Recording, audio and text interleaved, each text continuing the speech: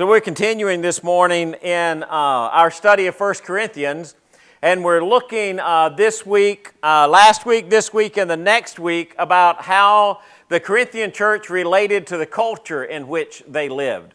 And next week, just kind of a preview, we'll be talking about either worship at a pagan temple or eating meat that had been sacrificed to a pagan idol, two things that were very common in the culture of the Corinthian church. And the Corinthian church was trying to figure out how they were supposed to navigate that. How did they live out their faith in Christ in the world in which they lived? So today, as we talk about that, we're going to be talking about sexual immorality in their culture and how they were supposed to navigate that, how they were supposed to work through that, how their faith would live out in the world in which they lived. So, I mean, if you look at our world, I think you can be really honest and say that our world, our culture, and when I say our culture, I only mean the culture in which I live, okay? So I'm talking about the culture. So you can say Middle Tennessee, maybe United States kind of culture. Although I think what I'm going to state would be true for almost every culture in the world. I think our culture struggles with understanding how sexuality fits within God's plan and how it fits within the world that God created. I mean, when I look around our world, I think we struggle with sexual purity, and with adultery, with sexual immorality, with prostitution. There's homosexual issues, transgender issues, there's pornography, there's sexual, there are sexual references about anywhere you turn. I mean, you can't even turn on the TV and see a commercial without seeing some type of sexual reference on that. In our world, our church, we struggle with trying to understand that in the proper way and in a good way. And the church in Corinth wasn't any different. Everything that we can list that we struggle with sexual sin or sexuality in our world, it existed in their world just like it exists in our world. I can't make this work, Reggie. So if you can give me there we go. So there was this thought, and we talked about this a couple of weeks ago. It says, everything is permissible for me, but not everything is beneficial. Everything is permissible for me, but I will not be mastered by anything. That's 1 Corinthians chapter 6. And when Paul writes that, he's specifically talking about sexual immorality in his world and maybe even in the church. And I'm not sure why this thing is... Huh? Oh, thank you. There we go. The words of babe. All right, so 1 Corinthians chapter 6, we're going to look at several things. The first thing we're going to look at is 1 Corinthians 6, and what does Paul say about sexual immorality. Then we're going to look at 1 Corinthians 7 and try to understand what's going on with questions about marriage and how that relates to questions about sexual immorality. So just kind of hang on, and we'll see if we can navigate through this. 1 Corinthians chapter 6, and I don't know if I gave a verse for this or not. I didn't. The key is flee sexual immorality. And what I want you to see is kind of what that world looked like. There was a historian, kind of geography kind of guy. His name was Strabo. And Strabo traveled around, and he was writing about different cities and just kind of what they were like. Now, I need to give you a little perspective of this, okay? He is writing about 20 years before Jesus is born. So it's about 50 years or so. Let's see, Jesus, you got 20 years, and Jesus lives 30 years. Got another. So you're probably about 65 years from the time that Strabo writes this about Corinth until Paul writes 1 Corinthians. So I tell you that because some people use this statement and they say this is exactly what Corinth was like in Paul's day. Well, it might be, but Paul's day might have been a little different. If you look at our culture now and you look at our culture 70 years ago, would you notice some pretty significant differences? You would, if you don't know that. So but it's probably a general description. This is what he says. He says, and the temple of Aphrodite was so rich that it owned more than 1,000 temple slaves, both whom men and women had dedicated to the goddess. And therefore it was on account of these women that the city was crowded with people and grew rich. For instance, the ship captains freely squandered their money, and hence the proverb, not for every man is the voyage to Corinth. And so when he writes that, you say, well, man, so if the temple of Aphrodite, by the way, there's a picture of this, that up on top of that hill, that's actually the temple of Apollo in the foreground. But if you look way up on the Acropolis in the back, way up on top of that hill, that's where the a temple of Aphrodite would have been. It kind of overlooked the whole area. It was known for having prostitutes. Aphrodite was the goddess of love. Now, were there 1,000 prostitutes in? I don't need an answer to that. Don't you love it when Apple Watch just starts talking to you? Does that mean there were 1,000 prostitutes there then Paul's day? Well, maybe not. Strabo wrote in the past tense, and he's already 70 years before Paul writes 1 Corinthians. But was sexual immorality pretty rampant in the city? Yeah, it was. And not only was it pretty rampant, in a lot of ways it was really accepted. It was kind of like the normal thing. There is this place, you can't read all of this writing here, but if you go to the ancient city of Ephesus, you will look down on the sidewalk, and there is this, there's this on the sidewalk of the city. It's pretty close to the library. And there was also a thought that there was a tunnel that went from the library over to the house of prostitution, so that when you went to the library, you could use the tunnel, and you could say, oh, I'm going to the library. But when you go, it's got a little heart shape, right? And Diane and I were able to look at this when we went to ancient Ephesus. That's because of love. And here's a place where you put a coin, because that's how much it cost. And here is a little thing, you can't see that, but it shows you where the place was. And it's got a picture, an inscription of a pretty lady. And this left foot indicates how you get to it from the library where you're standing. And this foot means you need to be about old enough for your foot to be that size before they'll let you in. It's kind of like the first billboard, right? Except it's not the first billboard. And you say, well, Greg, what's the point of that? The point of that is sexual immorality wasn't something that was uncommon. It was a pretty common thing in their culture. And Paul comes along and, okay, this is how the Christian relates to that. You flee from sexual immorality. So sexual relationships outside of marriage, you flee from those. You don't engage in those. You stay away from those. Those are sin. Well, when Paul says that, right, in 1 Corinthians chapter 6, right after that, you get to 1 Corinthians chapter 7, and it starts raising these other questions. Well, how about sexuality within marriage? What is that supposed to look like? Now, you need just a little bit of background. I don't know if Paul was always single, but when he writes 1 Corinthians, he's single.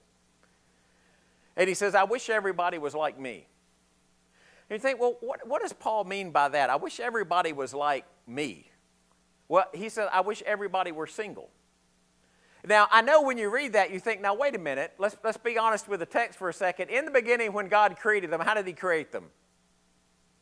Male and female, right? So y'all can talk. It's okay. And so he created them male and female, and then he blessed them, and he told them to multiply and fill the earth. So God obviously had some kind of intent of marriage in mind in Genesis chapter 2 and 3, right?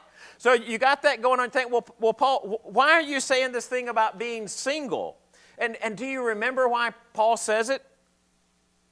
He says, because I would like you to be free of concern. This is what he says. An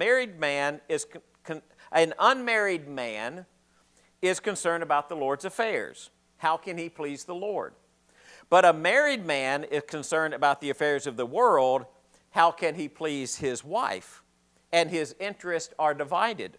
An unmarried woman or virgin is concerned about the Lord's affair. Her aim is to be devoted to the Lord in both body and spirit. But a married woman is concerned about the affairs of the world. How can she please her husband?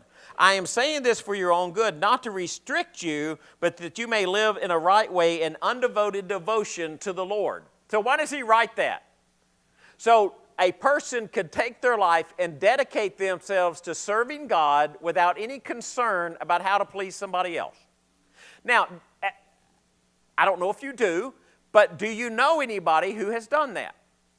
Who didn't get married so that they felt like they could serve God more if they just totally dedicated themselves to God. I know people like that, and they're great, great servants of God, both male and female. So Paul is kind of addressing that in 1 Corinthians chapter 7, and he's got this crazy thing at the beginning. I just love Paul. He says, it's good for, I wrote, now about the matters you wrote about. So they write him a letter, and he says, it's good for a man not to touch a woman. So you think, okay, what does he mean by that? Well, he means sexual relationships. And it's good for a man not to have sexual relationships with a woman. Do you know what he follows that up with? But since sexual immorality is occurring, each man should have have his own wife, and each woman should have her own husband. And so you look at that and you think, okay, so Paul says, I wish you could be single, but as you live out your faith in the world, is getting married okay? Y'all can answer this. I don't have to answer this for you. Is getting married okay? Sexual relationships in marriage are holy, right? Getting married is okay. And I know what we do. We quote that verse, right? Because it's in 1 Corinthians 7. But if you can't control yourself, it's better to get married than to burn, right? Is that true? Yes, that's true. Does everybody have the capability to live a single life? No. In fact, Paul even says it's a gift from God. Now, I'm not going to make a whole sermon out of this, just a little caveat, okay? But I want you to think about this. We probably don't celebrate singleness as much as we should celebrate singleness. Because there's a time when we celebrate that for somebody who's dedicated themselves to God, and we need to honor them for the choice that they have made. And when you talk to people who are not married, especially sometimes when they get in congregations like ours, and sometimes they feel like the odd person out. And we need to be very cautious about that and make sure nobody ever feels like they're the odd person out because they don't have a spouse. All right? So that's just a caveat. That's an aside.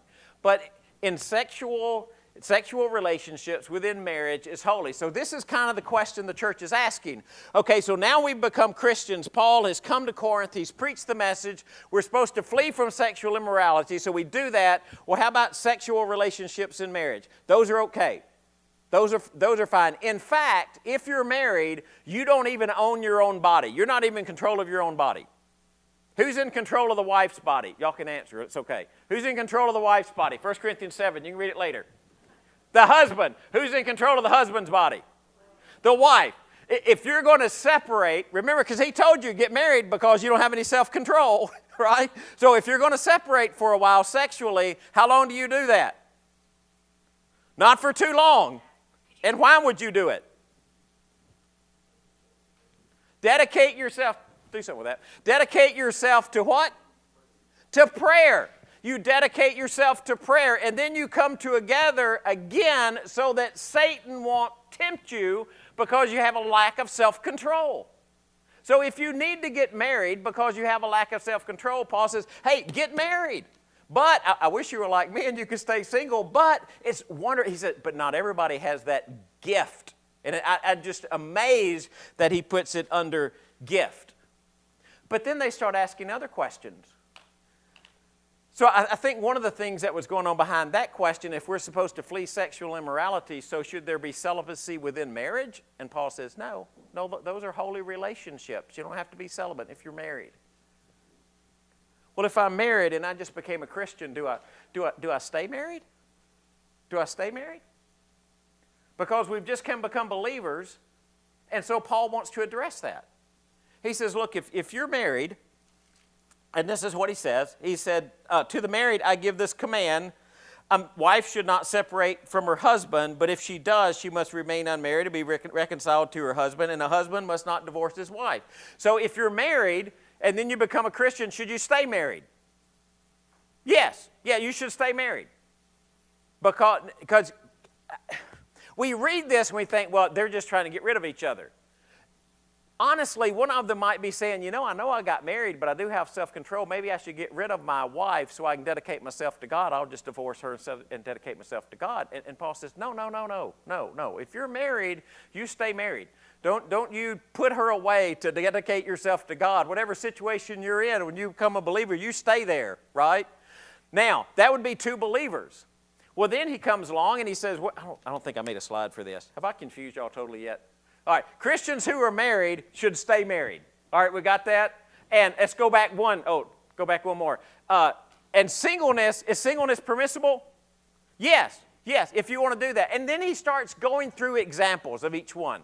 All right, so let's take them the way that Paul took them. It's all under Christians who are married should stay married. What if I'm a believer and I'm married, but my spouse is an unbeliever? Should I stay married to my spouse, even though my spouse is an unbeliever? Yes.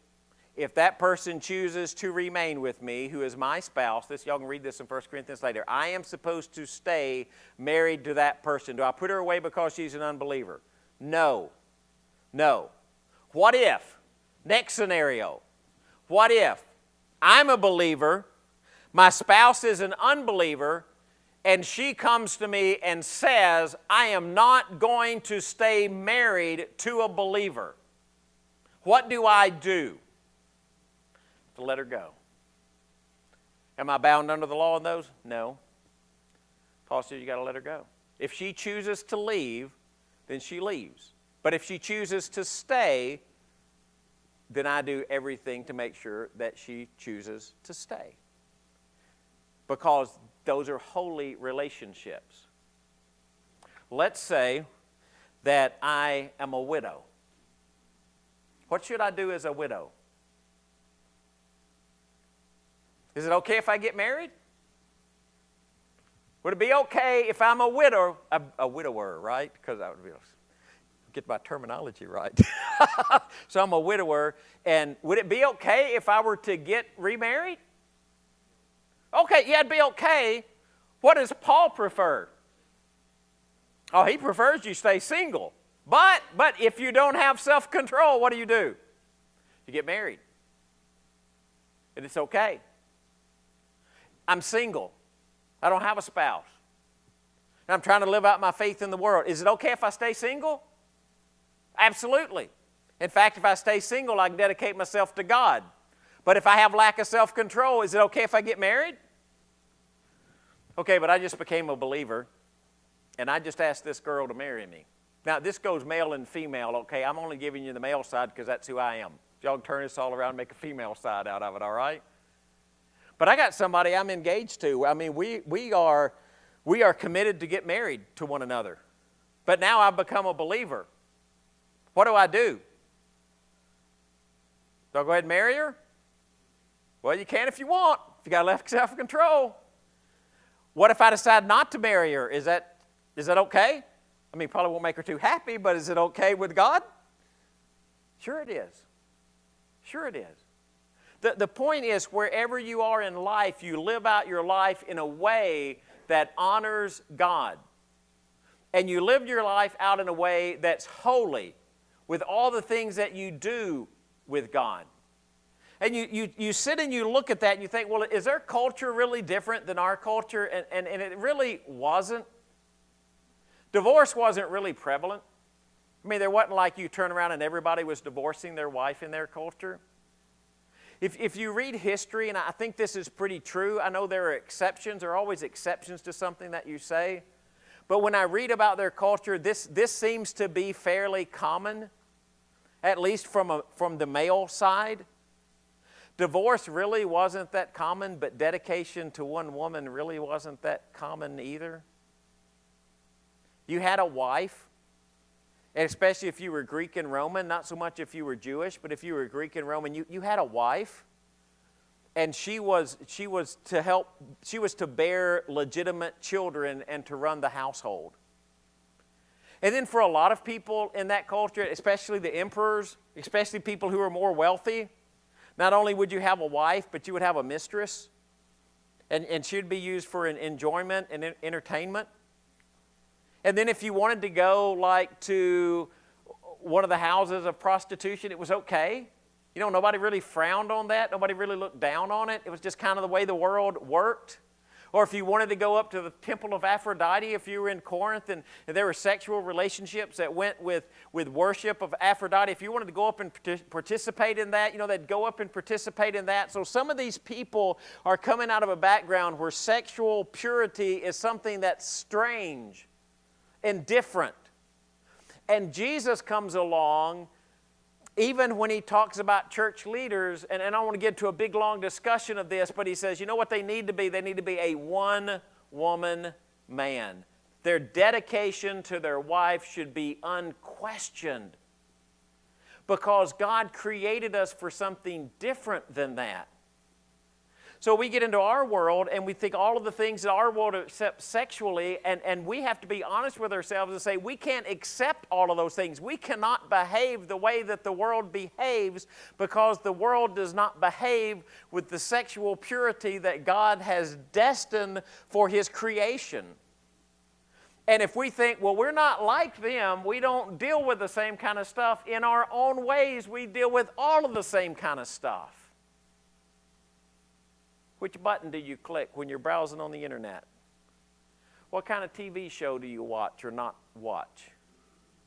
Are you being faithful to your spouse? Or if you're a man, are you a one-woman man? If you're a woman, are you a one-man woman? Are you dedicated to the one that you have committed your life to? Because this is what Paul said, I'm not going to be mastered by anything. And I know that sexual relationships in the world are one of those things that can be your master instead of Jesus being your master. And we know that's true because we see it in our world. We see it in the people that we associate with. We see it in the people that we're trying to reach.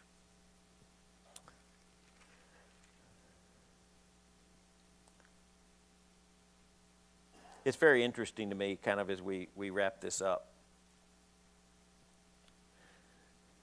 that when you look at sexuality in the Corinthian world,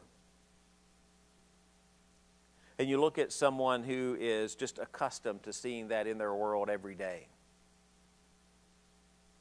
and then they become a believer in Jesus, and all of a sudden they have a different perspective in life. They have a different viewpoint of life. They have a different idea of what is godly and what is holy. And sometimes as we interact and we merge those worlds, we have to just stop and ask ourselves some really difficult questions sometimes. And so the question that we have to ask, if you're married, I would ask you, are you maintaining the commitment to your spouse that God says that you're supposed to maintain? If you're not married, you know, we ask, are you living a holy life? Are you fleeing sexual immorality, or making sure that is not a sin that you can't overcome? If you're pledged to get married, when you get married, is honoring Jesus and serving God, is that part of your marriage plan? Is that part of who you are?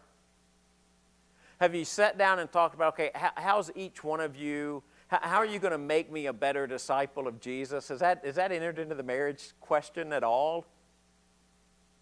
And you look at life and you say, you know, in life I know one thing, and that is my purpose is to honor my Creator. It's to honor my God. And I think this is one of those areas of life that we have to really sit down and think, are we honoring God by what we do? You know, they're tough verses. You know, and they're hard verses, and you know, sometimes verses that we choose not to talk about very much. But to be honest with you, it's probably verses we need to talk about much more often. I know this. I know that for each one of us, there is sin that we struggle with, and I know that for each one of us, there is victory that comes through Jesus. And that's what I want you to find. We talk with people and they say, well, when I when I overcome this, then I'll become a believer. And I'm just going to tell you, you can't get rid of the sin and then become a believer. You have to become a believer and let Jesus help you get rid of the sin. If you could solve your own problem, you'd have solved it way before now. And sometimes what you need is Jesus to help you solve your problem. So if you need to respond in any way, I'm going to ask you to do that while we stand and sing.